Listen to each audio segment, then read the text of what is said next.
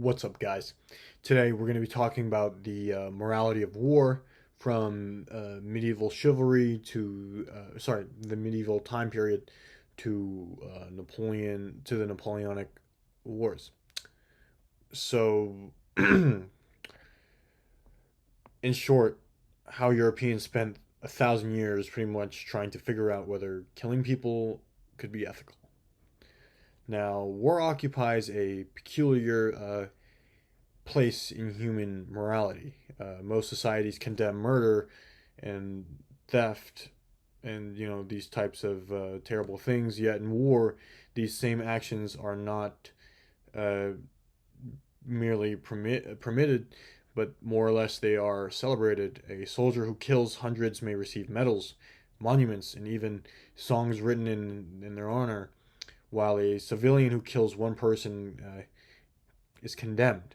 And this contradiction haunts philosophers and theologians, has haunted philosophers and theologians for centuries.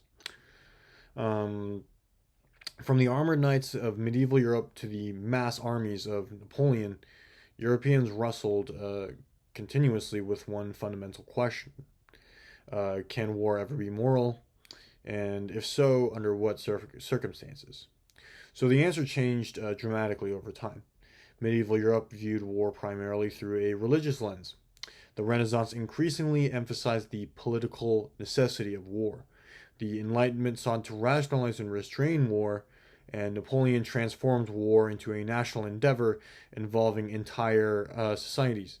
And finally, Karl von Clausewitz, writing in the aftermath of the Napoleonic Wars, offered perhaps the most influential explanation of all, which is war is merely the continuation of policy by other means. And in one sentence, Clausewitz, he was a Prussian general, by the way. I have his book on war. It's back in Boulder, but I wish I could share some, probably get some quotes for you guys. But fundamentally, he altered how people understood war, not as a interruption of politics, but the continuation of politics itself conducted through means of violence.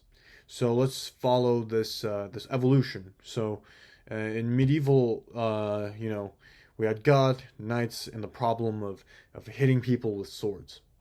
Medieval Europeans did not generally believe war was inherently evil. They believed war was dangerous, tragic, and spiritually perilous, sure, but sometimes a necessary act. The intellectual foundation for this belief came largely from St. Augustine and later St. Thomas Aquinas. And these thinkers developed what became known as the just war theory. According to this doctrine, war could be morally justified if it is declared by a legitimate authority, pursued a just cause, fought with a good intention, or the force that was used was proportional. And in theory, this sounds reasonable, but in practice, medieval rulers often interpreted these requirements with some remarkable creativity. A king might announce that God compels me to defend justice. So the translation of this in layman's terms would be, the neighboring duke owns a castle that I'd very much like to possess. And human beings have always demonstrated an astonishing talent for confusing personal ambition with divine mandate. And now moving on, we have the chivalry, the noble fantasies. The medieval knight, occupied a strange moral position where he was simultaneously a nobleman, a warrior, and a Christian. And these roles frequently contradicted themselves. Christianity encouraged humility, knighthood encourages glory, Christianity praises peace, knighthood rewards violence, and Christianity admired forgiveness. So knighthood admired hitting opponents with lances at approximately 30 miles per hour, and reconciling these values was not easy, and thus emerged the ideals of chivalry. And the ideal knight was supposed to protect the weak and defend the church, demonstrate courage and fight with honor and show mercy. but this was the medieval equivalent of creating a job description that reads wanted professional killer who is also a gentleman, philosopher, social worker, and devout saint, where reality often differs from the brochure. And now the Crusades is holy war and moral certainty. Nothing illustrates medieval war morality better than the Crusades. Beginning in 1095 with Pope Urban II, he frames military service as a spiritual act. War was no longer merely permissible; it becomes a holy service, and this represented a major transformation. Under the traditional just war theory, war was tolerated because it might be necessary, and now under crusading ideology, war becomes a mean of salvation, and a knight could literally seek forgiveness through combat. And one can now immediately speculate the dangers that comes from this. Once violence becomes sacred, compromise becomes far more distant. Um, After all, if God is personally supporting your side, negotiation begins. Negotiation of peace begins to feel unnecessary.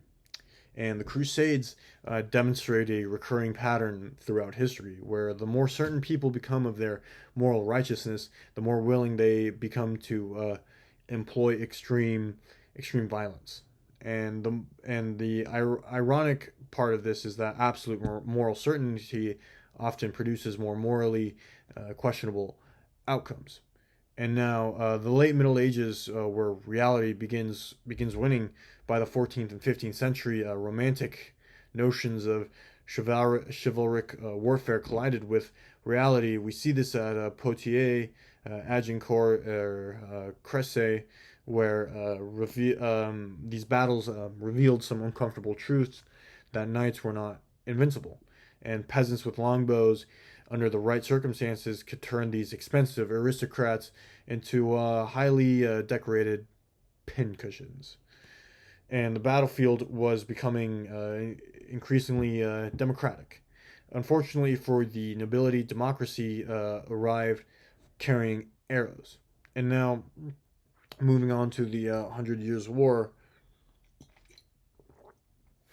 the war exposes the gap between moral ideals and military necessity. Armies increasingly relied on raiding tactics, economic devastation, and scorched earth tactics, and entire civilian populations would suffer from this. And the moral question would now shift from is war just to now, even if war is just, how should it be conducted? And this distinction remains crucial today. The morality of entering a war and the morality of fighting it are not identical questions. A nation may possess a just cause yet employ immoral methods, and history repeatedly demonstrates this unpleasant possibility. Now, for the Renaissance period, there's a lot of realism. Enter Machiavelli, Niccolo Machiavelli. Whenever morality and power are discussed, Machiavelli enters the room like a racist uncle on Christmas Eve dinner, where he asks a question that nobody wants to answer. Machiavelli argues that rulers could not afford to behave solely according to ideal morality, and that the survival of the state sometimes requires actions that would normally be considered immoral. And this represents a profound shift from what does God require to the Renaissance question, what keeps the state alive, moving in a secular pattern, or sorry, in a secular direction. And these are not always the same answer. Obviously, while Machiavelli did not celebrate cruelty for its own sake, he argues that political leaders inhabit a tragic world where moral purity may just lead to disaster, and this remains one of the most difficult problems in political philosophy. Can leaders be good people while making decisions that cause suffering? And there is no universally accepted answer for this. Now, the age of religious wars, when everyone thinks God agrees with them. So the 16th and 17th century, we witness plenty of devastating conflicts. We have the French Wars of Religion, the Dutch Revolt, and the 30 Years' War. And these wars revealed the catastrophic potential of ideological conflict. And the 30 Years of War alone devastated much of Central Europe and the Holy Roman Empire, and some regions lost more enormous portions of their populations. And the war demonstrated that religious certainty, when combined with military prowess, could produce destruction on a continental scale. And Europe slowly learned a painful lesson. People who believe they possess absolute truth are often difficult people to be neighbors with. Now, the Peace of Westphalia, after decades of destruction, Europe moved towards a new moral framework. So states increasingly accepted that other states existed, other religions exist, and neither could be completely eliminated. And this sounds obvious today, but at that time, for those people, it's a revolutionary idea.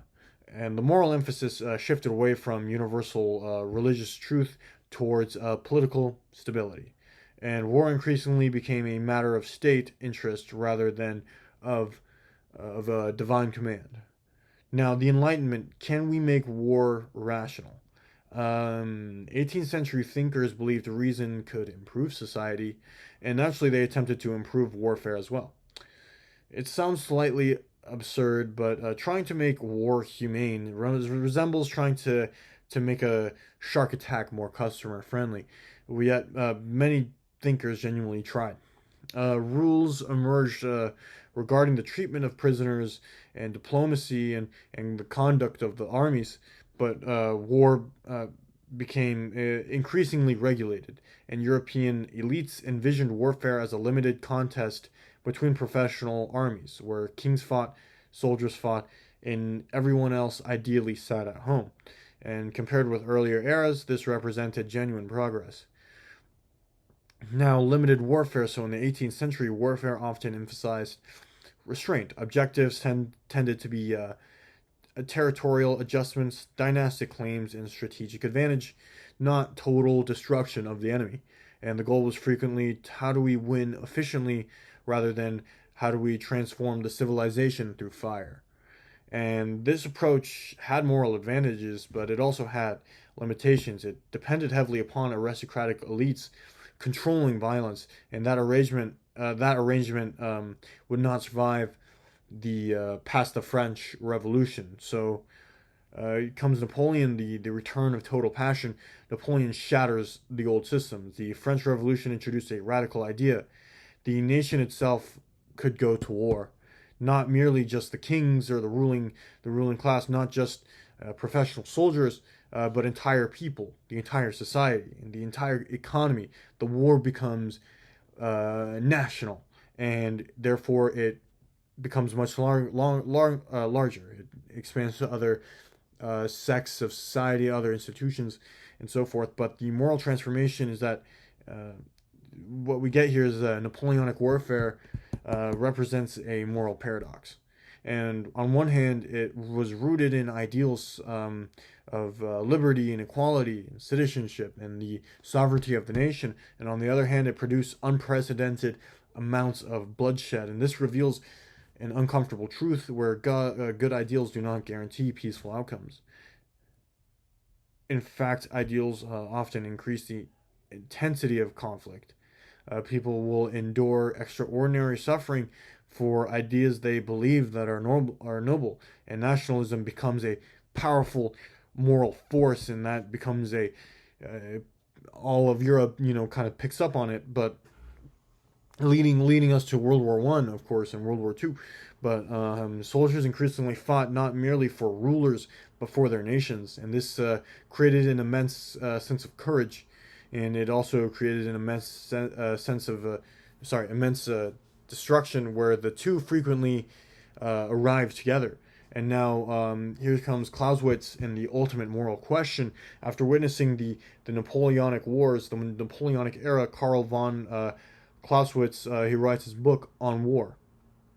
And his analysis remains extraordinarily influential to this day. It's a very popular book. Both Joseph Stalin the other individual have read this book. It's very popular amongst famous military leaders. But he argued war is neither purely rational nor purely emotional. Instead, it exists within a dynamic interaction he called the remarkable trinity, where we have passion, the emotions of the people, chance, the uncertainties faced by military commanders, and reason. So the reason is the political objectives of the governments. War emerges from all three simultaneously. This insight is profound because it explains why war is morally complicated, why war is never merely just strategy, it's never hatred or politics, it's all three all at once. And now, war is politics, referring earlier, Clausewitz's most famous statements was war is a continuation of policy by other means. So many people misunderstand this. He's not glorifying war, he's explaining it. War does not exist independently. It serves a purpose. It serves a political purpose. It creates a moral obligation. And if war serves policy, then political leaders bear responsibility for its consequences. Definitely, where war cannot be morally isolated from the goals it pursues. A battle is not moral simply because it is fought bravely. Its morality depends upon the political purpose behind it. And this remains one of Clausewitz's most important contributions. So the historical trend here is that from the to wrap things up, from the Middle Ages to Napoleon, the morality of war evolved through several stages. You know, in medieval Europe, we have war justified by God, and Renaissance, we have war justified by the survival of the state. In the Enlightenment, we have war regulated by reason, and in the Napoleonic Wars, we have the war energized by nations. And Clausewitz, war understood as political action, and each stage solved certain problems, but each one created new ones as well. And humanity never fully escaped the moral dilemma.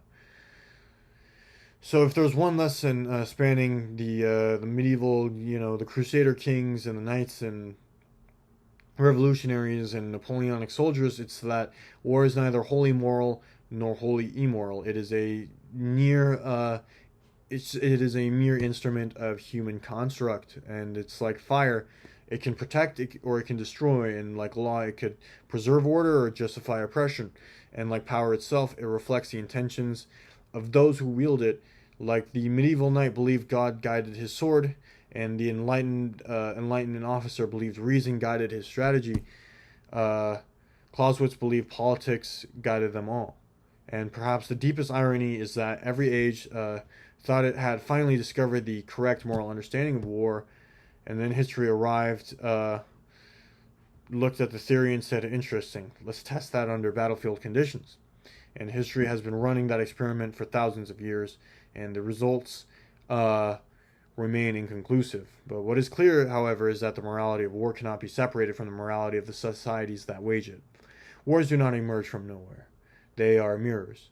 They reflect virtue. They reflect fear and ambitions, beliefs, and contradictions of their respective ages. And if we wish to further understand war, we must first understand ourselves, the creatures who keep inventing even more sophisticated reasons to do something we all simultaneously claim to hate and claim that we don't want.